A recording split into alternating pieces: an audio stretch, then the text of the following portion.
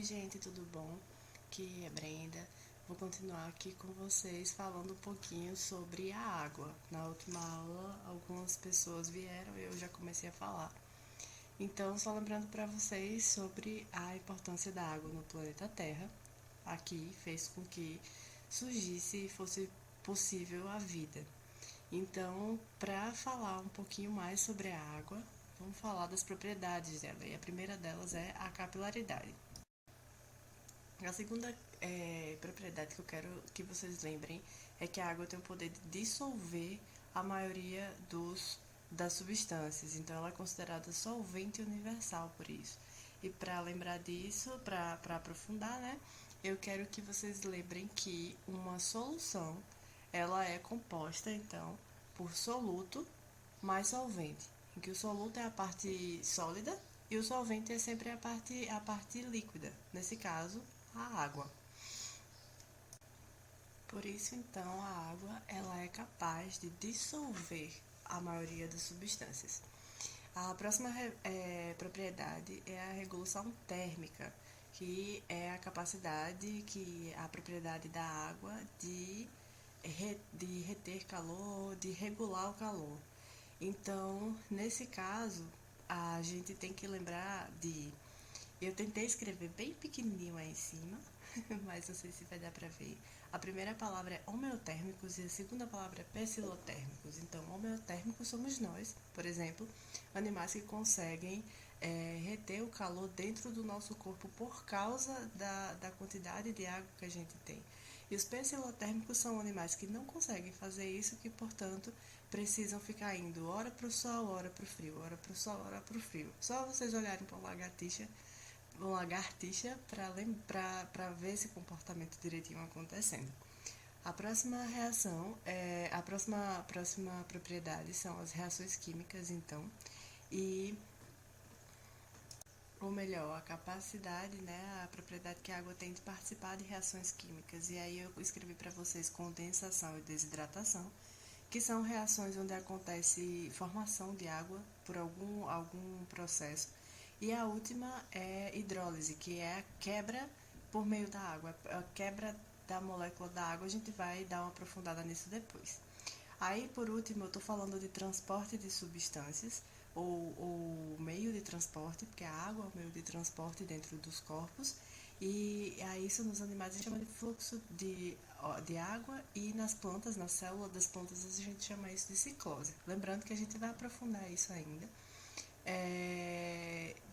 um pouquinho mais na frente. Então, passando para os sais minerais, eu quero que vocês prestem atenção que eles são substâncias inorgânicas, portanto, não tem carbono na sua composição, como a gente já tinha visto. As funções relacionadas aos sais minerais, então, elas têm a ver com ou ser estrutural ou participar de regulação no corpo, certo? Não é coronavírus, é alergia. Então, dentro da célula, ela vai ter esse tipo de funções. Ou vai estar na estrutura da célula, ou vai estar regulando alguma atividade, vai estar regulando alguma reação química. Esses nutrientes são considerados micronutrientes pelo seu tamanho molecular e também pelo quanto que a gente necessita deles. Lembrando que macronutrientes são carboidratos, proteínas e lipídios, que a gente vai ver depois. E esses micronutrientes, os sais minerais, por exemplo, como micronutrientes, eles são utilizados para a construção de moléculas do corpo. Então, eles são pequenos tijolinhos na construção das moléculas que a gente tem no corpo. Como é que a gente, então, consegue esses tijolinhos? Né? Como é que a gente consegue colocar eles para dentro do nosso corpo? E é através da ingestão. O que é ingestão? Comer. A gente precisa comer através dos alimentos que vão ser digeridos e esses nutrientes vão estar lá presentes. Então, da mesma forma, tentei fazer um mapinha de conceito aí, um mapinha mental para vocês lembrarem o que são os minerais e quais são as funções deles no nosso corpo de maneira geral. Lembrando que a gente vai aprofundar isso um pouco mais depois, certo?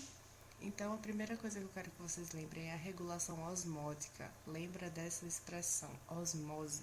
A gente vai falar de osmose muito melhor quando a gente estiver falando de transporte de substâncias dentro do corpo. Entretanto, eu quero que vocês saibam que a osmose é o transporte de substância que acontece em relação à água.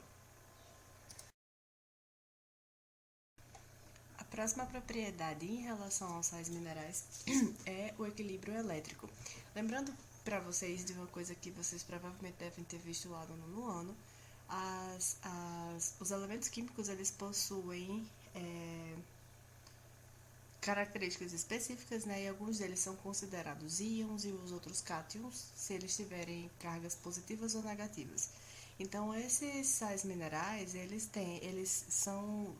estão dispostos dentro da célula por meio de elementos químicos, eles são elementos químicos pequenininhos e têm carga negativa e positiva. Então, da concentração, da quantidade que esses elementos estejam na célula, ele vai fazer com que tenha um equilíbrio ou desequilíbrio elétrico, porque vai ficar alguns elementos de um lado, outros do outro. De novo, a gente vai aprofundar isso depois. Outra coisa relacionada aos sais minerais é o equilíbrio ácido-base. Eu não sei se vocês já ouviram falar nessa expressão, mas pH. O pH é o potencial de hidrogênio que alguma substância possui. E esse potencial de hidrogênio, ele pode ser neutro, ele pode ser básico ou ele pode ser ácido.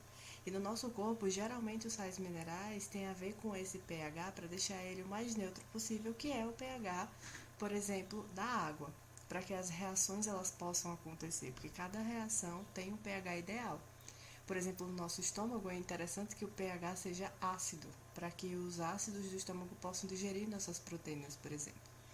Então, voltando para cá, a outra propriedade que eu quero que vocês lembrem dos sais minerais é que eles têm a ver com a ativação enzimática. E aqui tem outra palavra-chave, enzimas. Então, enzimas são proteínas, são tipo de proteínas que são conhecidas como catalisadores biológicos. Que danado é isso? Catalisador é uma substância que faz com que uma reação química aconteça mais rápido. Então, esse tipo de proteínas, que são as enzimas, fazem com que aumente a velocidade das reações biológicas, das reações que acontecem dentro das nossas células. Por isso que eu coloquei uma setinha aí, agora, uma setinha para cima, dizendo que aumenta a velocidade dessas reações, certo? Então, essas enzimas, elas funcionam por meio de uma coisa chamada chave fechadura. Eu tentei desenhar para vocês, eu não sei se vai ficar bom. Mas chave fechadura significa por que essa expressão? Porque uma chave ela reconhece uma fechadura específica, assim como as enzimas, elas reconhecem o, a, o formato em 3D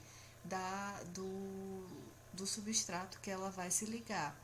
Então, eu botei um exemplo para vocês, que é, por exemplo, a lactose. A lactose, que é um carboidrato presente no leite, é a substância principal do leite, ela tem uma enzima específica para digerir ela, que chama lactase. Por exemplo, as pessoas que não produzem essa enzima, então são intolerantes à lactose.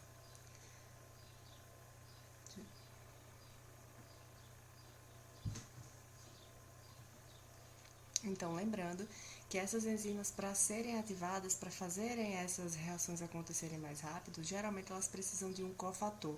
Elas precisam de um interruptorzinho para ligar elas, para fazer com que elas funcionem. E é aí que entram os nossos sais. Então, próxima, as próximas imagens vão ser de atividade. Então, dá pausa, tira um print da tela que na próxima a gente vai resolver.